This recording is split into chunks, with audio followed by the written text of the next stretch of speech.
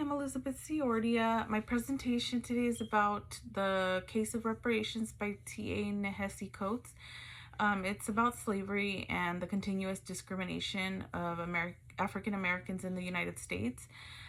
He believes that they should be giving them reparations for the descendants of slaves, and I agree with him. I think they should be paid reparations, as well as the United States needs to acknowledge the harm that was done. The federal government has a responsibility to repair the damage that was caused to African Americans.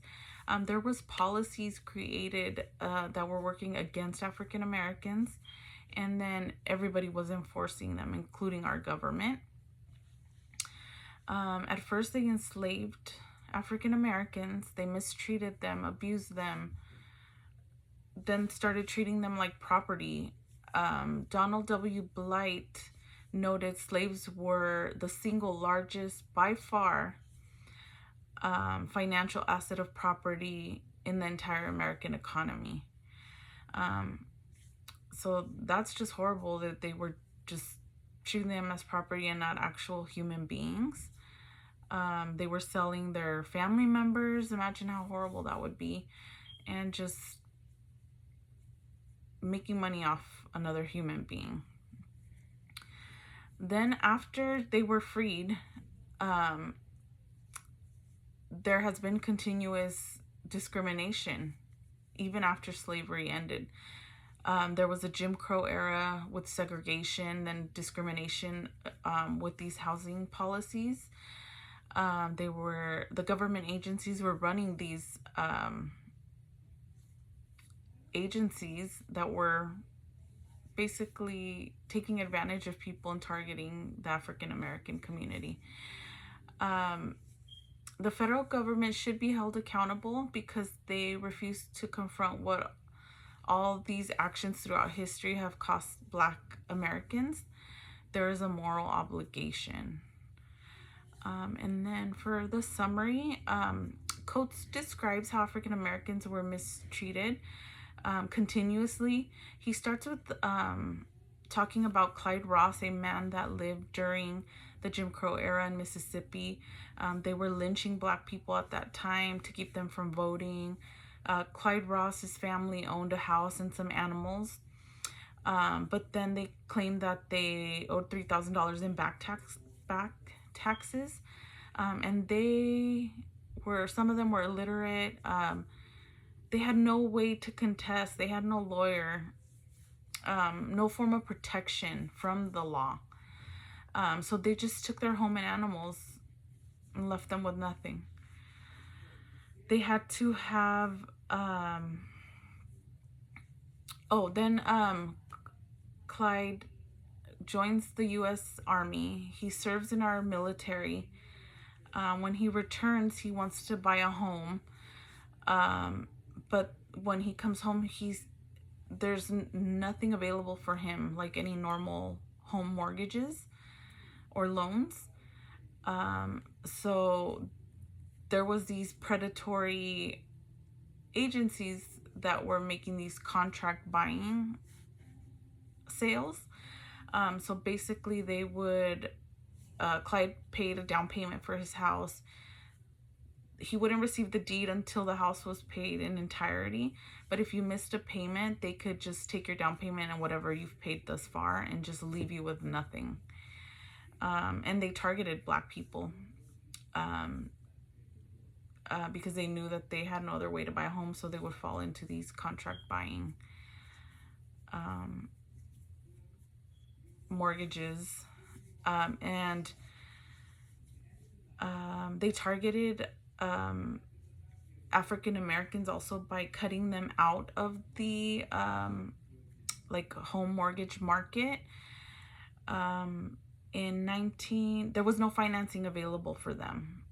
In 1934, Congress created FHA, which we still see to this day, but neighborhoods were graded, and A, of course, was the best, and the lower letters were worse. So Black neighborhoods were graded as a D, so it made them ineligible for FHA. It excluded them from that program to help people buy homes. Black families are significantly less wealthy than white families. Coates mentions how there's an income gap, and it hasn't changed much since the 1970s. The Pew Research estimates say that white households were 20 times more than black households. Clyde Ross and the Contract Buyers League sued for the segregated housing market. They wanted equal protection under the law. Overall, there was a long history of our country actively punishing black success and not allowing them to better their lives because they would do things like that, like with the housing market, not make it available to them. In 1965, President Lyndon Johnson from Howard University noted Negro poverty is not white poverty, but they loathe to craft any policy that recognizes the difference. There is many evidence of discrimination against African Americans, and the government took part in it. They continue in modern day to discriminate. In the article talked about it, I believe it was in 2010, Wells Fargo was sued by the Justice Department because they were shifting black people into predatory loans regardless of their credit worthiness. They called them mud people or ghetto loans. And it just shows you that discrimination is still happening, whether we want to admit it or not. And for that to happen in 2010, that was similar to what was going on back then when they were not allowing them to finance homes and making it difficult. For my eval, I agree with the author because African Americans have gone through so much historically. They were treated as property and enslaved. They endured every kind of abuse that you can imagine, often tortured. Imagine living in fear that your master's gonna beat you or rape you or sell one of your kids or your husband, your spouse. Like, how terrifying is that?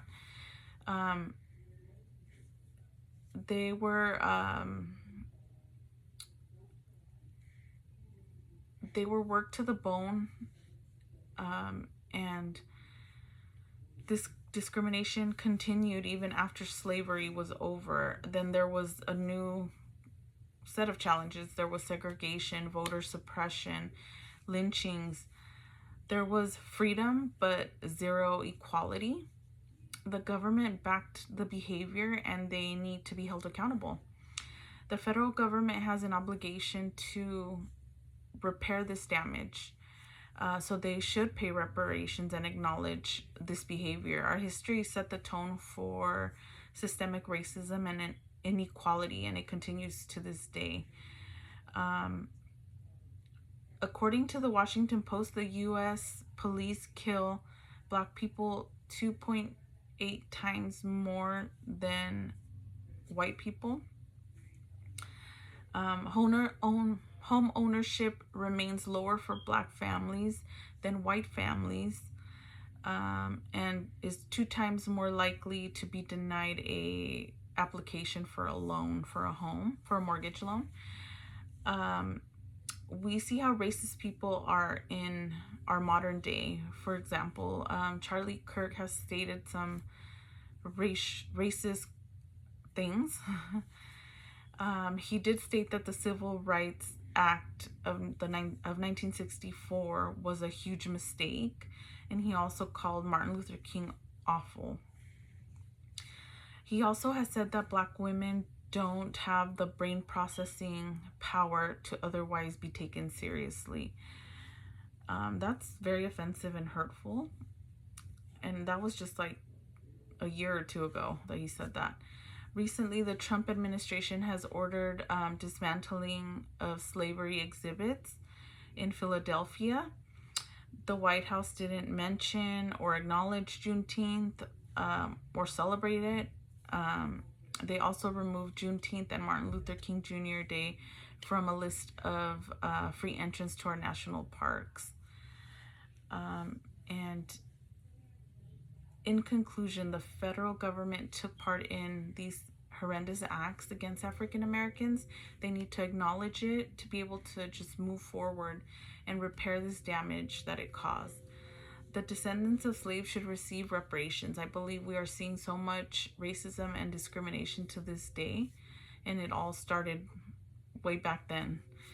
I learned about how even the housing market discriminated against Black people. I had no idea about that before this. White people always had the upper hand in that time, even when the slaves were set free.